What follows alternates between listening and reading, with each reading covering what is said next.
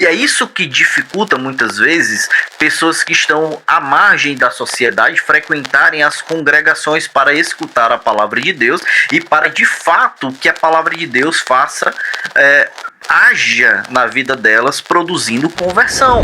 Hoje você vai ver se ainda tem algum resquício de religiosidade dentro de você.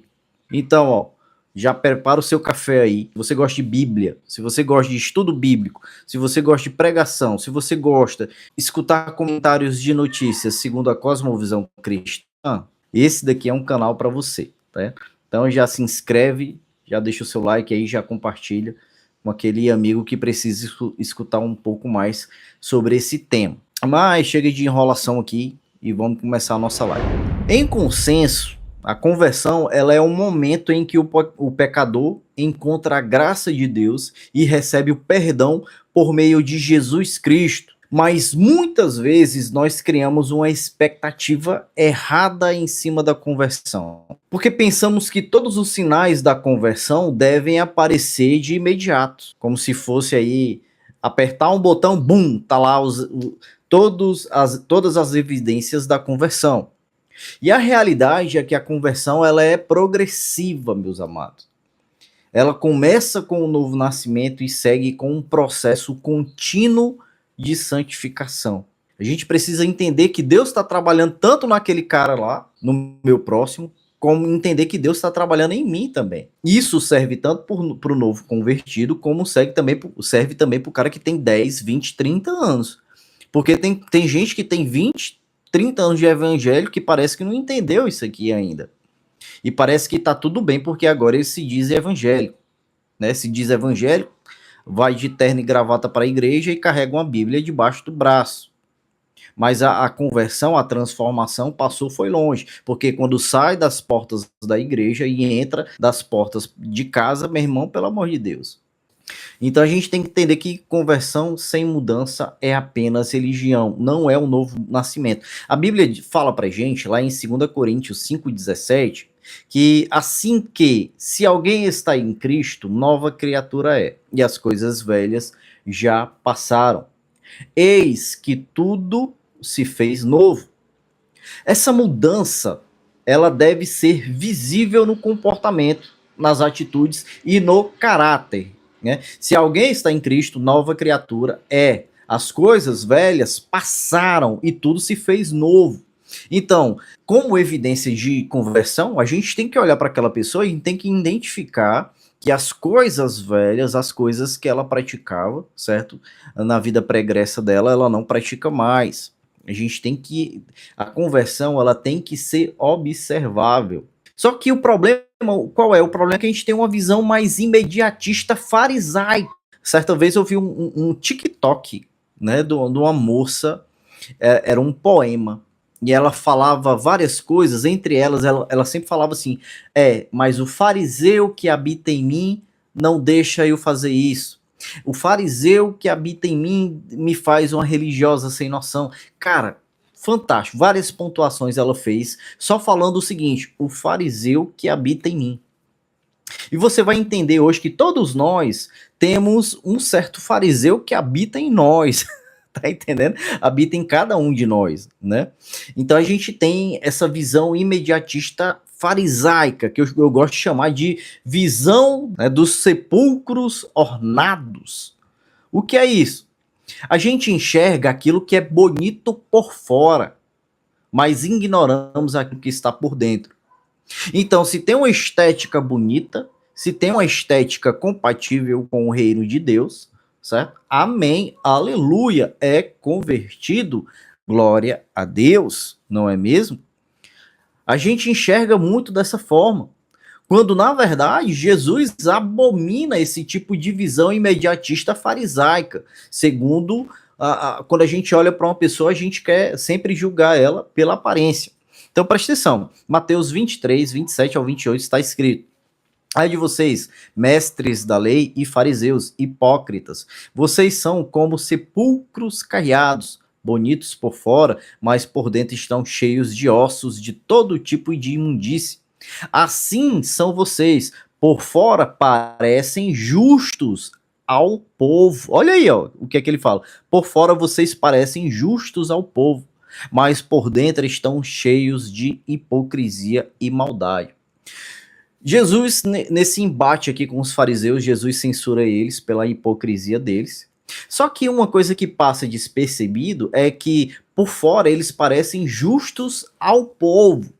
O povo também possui essa mesma visão hipócrita, farisaica e imediatista.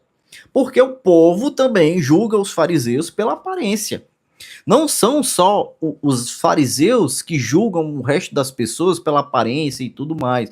O povo também julga pela aparência. Então, por exemplo, as ovelhas que estão hoje nas congregações e tudo mais, elas sempre têm uma visão padrão de uma pessoa convertida. E essa visão, ela vai mudar um pouco de acordo com o nicho gospel da pessoa. Por exemplo, se ela for presbiteriana, então ela vai ter aquele visual de homem de Deus, um cara um pouco mais formal, um pouco mais contido e tudo mais, tem um perfil.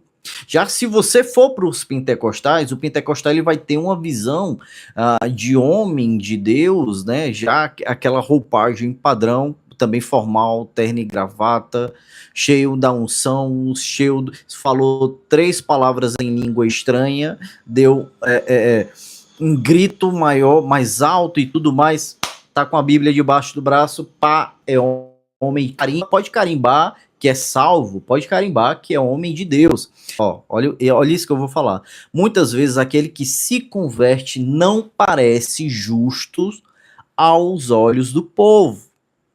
Preste atenção, o novo não surge pronto e acabado de um dia para o outro, certo?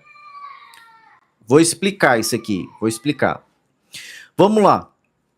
O cara teve um encontro com o Senhor, o Espírito Santo foi lá, incomodou ele teve um encontro com o Senhor, certo? Durante alguma pregação, seja na igreja, num rádio, alguma coisa, ele decidiu frequentar uma congregação. Aí ele chega lá na congregação.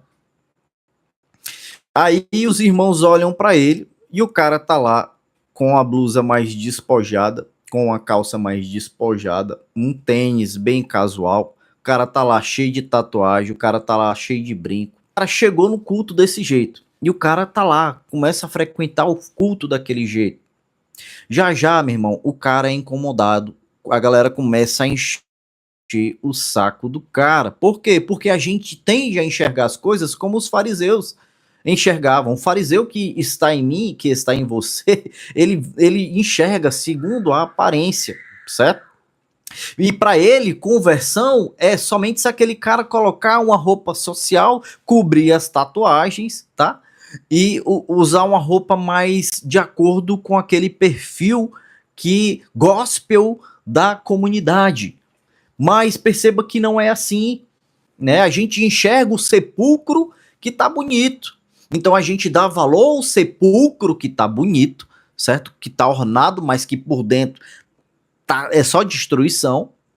E aquele cara que, por exemplo, tá ruim, a estética do cara não tá condizendo com o local, mas que por dentro ele tá cheio de vida, que realmente teve a conversão, a gente não valoriza isso. Você lembra daquela parábola da semente do evangelho, do semeador? Ó, perfeita essa parábola aqui. Ele vai saindo pelo caminho, vai jogando o quê? A semente. A semente, depois de todos os obstáculos, né? Ele chega no solo bom. A semente vai para dentro do solo. A semente é plantada no interior do solo, no interior da terra. E cada mudança se desenvolve no tempo apropriado. Mas aí o que é que acontece? Como a gente só enxerga o interior, para quem vê de fora, parece que não tem nada ali naquele solo, parece que não tem nada ali naquela terra. Mas na verdade a semente está se desenvolvendo lá dentro da terra. Para quem julga segundo a aparência, para quem olha segundo a aparência, vai observar, talvez, os olhos daquela pessoa vai dizer para ela que não tem nada ali, que dali não vai sair nada, que não teve conversão dali. porque só enxerga o exterior. Enquanto a semente foi plantada, a semente está germinando dentro do solo. Quando a semente brotar para o lado de fora, é porque já tinha muito mais coisa acontecendo lá de dentro. O exterior é apenas um reflexo do interior. Mas a gente inverte, a gente quer colocar a carroça na frente dos bois, a gente quer inverter a ordem natural do processo de conversão descrito no Evangelho. Pelo exterior, a gente acha que o interior mudou, mas não. Por que a gente acha isso? Porque a gente quis colocar a carroça na frente dos bois, a gente quis alterar os fatores do processo de conversão. E é isso que dificulta muitas vezes pessoas que estão à margem da sociedade frequentarem as congregações para escutar a palavra de Deus e para de fato que a palavra de Deus haja na vida delas produzindo conversão.